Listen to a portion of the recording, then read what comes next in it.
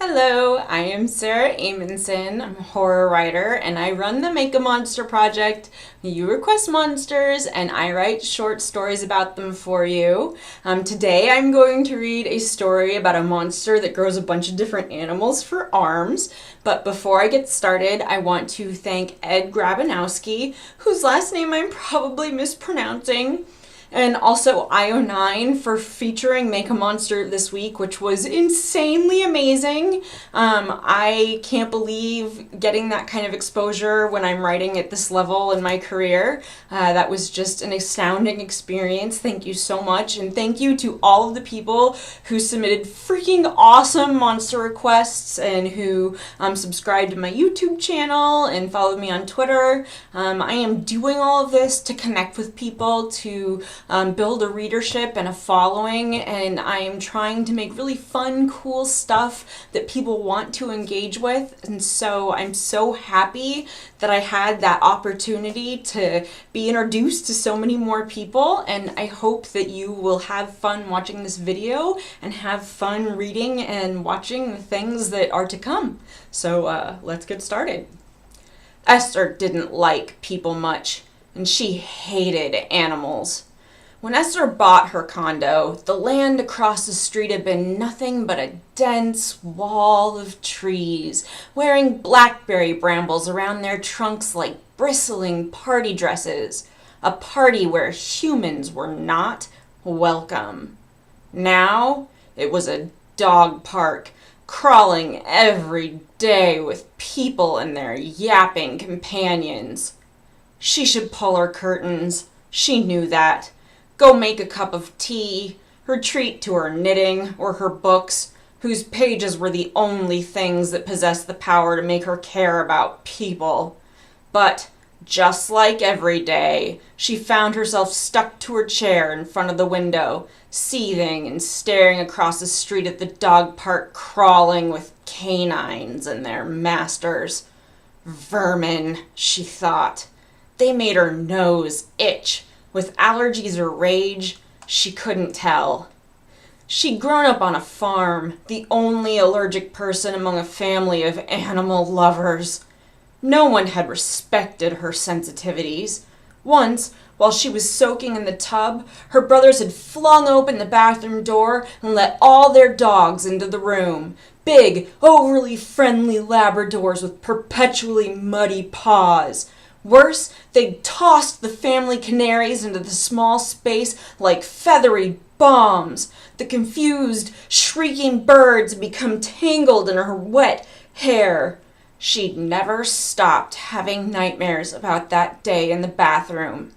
Esther sneezed, and sneezed again. God, the sight of that park, and the thought of its feces-smeared grass cooking under the sun, made her so mad. Just look what it did to her. Her eyes began to water.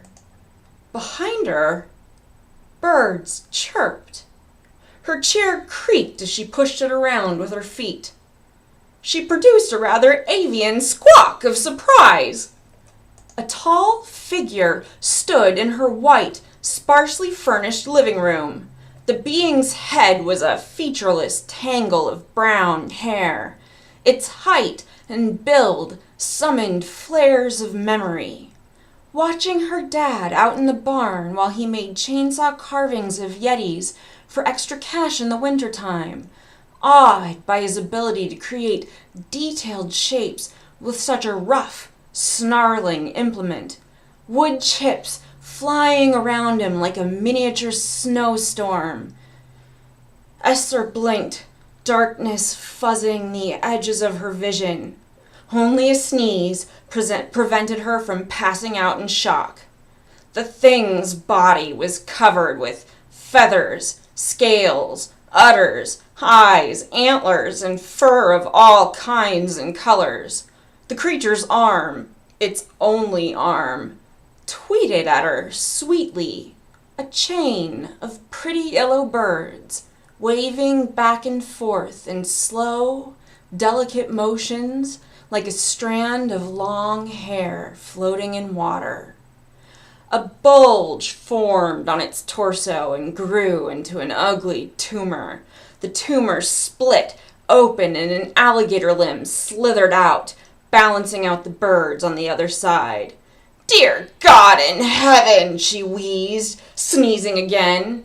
She grabbed an empty coffee cup sitting on the little table next to her chair and threw it at the monster. The alligator arm whipped to the side, knocking it away, snapping and hissing through long jaws that seemed to grin. "Help!" she screamed as she hobbled toward the hallway in her bedroom. She could lock herself in there, call the police, open the window, and climb out onto the fire escape.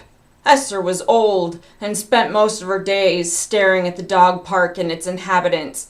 She was in no condition to run from monsters. Behind her, the room grew cacophonous with meaty bubbling and tearing sounds, and then growls and howls and more hisses. Esther faltered. Looking back, she couldn't help herself. The monster, which was pursuing her at a slow, lumbering pace on its thick Sasquatch legs, was growing new arms. They emerged through angry, bulging growths. A snake arm coiled and uncoiled with liquid ease. There was an arm with a red panda at the end, its cute face slicked with gory fluids. It nipped at the much longer and more graceful limb next to it, a giraffe with a mouth so full of fangs its lips couldn't close properly. Esther had no time to react to what she was seeing, because a violent barrage of sneezes was coming down the chute. Her eyes squeezed open and shut so rapidly, the details of the beast standing before her took on a stroboscopic effect. She watched the monster arms being born in jerky flashes like a series of eerie photographs. A shark slithered out of its shoulder, eyes as black and doll-like as the man in the movie had said. A spiky row of porcupines burst out of an armpit. A hairless cat arm came out squalling, its skin wrinkled as if it had been soaking in a tub for far too long. A peacock arm squeezed out between the monster's ribs, its harsh cry bouncing around the small apartment's walls like a ball. One particularly huge tumor exploded in a loud pop that sent pus spraying all over Esther in the room. A burly arm with an elephant's head shoved through the wound. A gray trunk unfurled between bloody tusks and immediately groped for the old woman. She shrank away, her senses returning to her. Esther remembered that she was trying to flee, but as she started to run again, the elephant's trunk, covered in cottage cheesy afterbirth glop, struck a glancing blow against the back of her head. She smacked into the wall and fell to the ground, her hip tweaking painfully on her way down.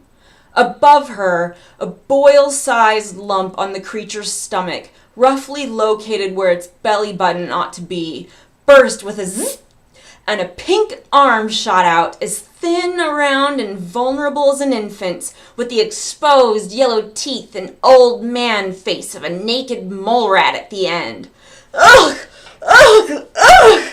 Convulsive sounds of disgust pumped out of Esther's throat. She shook her head back and forth, her legs paddling feebly against the white carpet as she tried to push herself down the hallway. Blood, pus, drool, and other fluids dripped down around her. The beast stood over her, more and more tumors pulsing across its torso and giving birth to animal-tipped arms. The limbs vied for space as the monster's body began to run out of room to support them. Some started turning on one another. The shark arm reared back and bit off its giraffe sibling in one bite. Blood gouted everywhere, pulsing across Esther's face.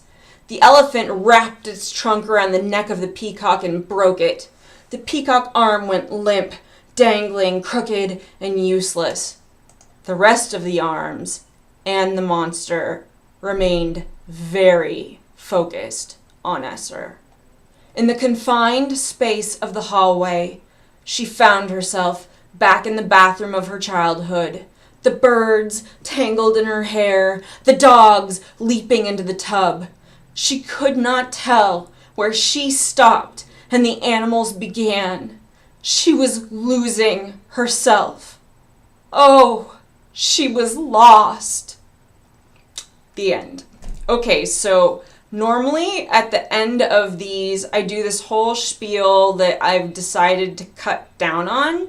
So I'll just say that with Make a Monster, you request monsters, I write short stories about them for you. The purpose is to build an audience for some books I'm trying to get published, and you can learn more by going to saraamundson.com and clicking on either My Writing or Make a Monster. And that'll tell you everything you need to know. If you want to leave a comment about this video or story or read it with your eyeballs, there's a link to it below this YouTube video. I don't think that a lot of people even watch all the way to the end of these, but for the 2 or 3 of you who do, I'm going to start doing something a little different. I'm going to use this time to share like behind the scenes goodies or what have you about the stories. So with this story, well, one of the things that I said in my IO9 interview is that when I pick a monster, I don't just pick a monster that inspires me. I have to also be inspired by the idea of the perfect person for that monster to attack, because every story has to be about a person. And sometimes those people are sort of silly caricatures, because some of the stories are pretty silly, but some of those people are actually characters. And I think that in this story, what elevates Esther from a caricature of a cranky old woman into actually somebody who feels kind of real is that experience she had as a child in the bathroom when her brothers tormented her by unleashing all of the family pets on her. And that is something that happened to one of my stepmothers. I had a lot of them. My dad was married many times. My stepmom, when she was a child, her brothers took all of the family's birds and locked them in the bathroom with her while she was in the tub, and she was mortally afraid of birds forever after. And that detail came back to me while I was writing this story, and I think that that is what gave Esther some depth, and it's one of the things I really liked about this story. I also just loved the concept. It was fun as hell to write. So I think that's it. Follow me on Twitter at Sara Terror if you aren't already, and I will see you next week.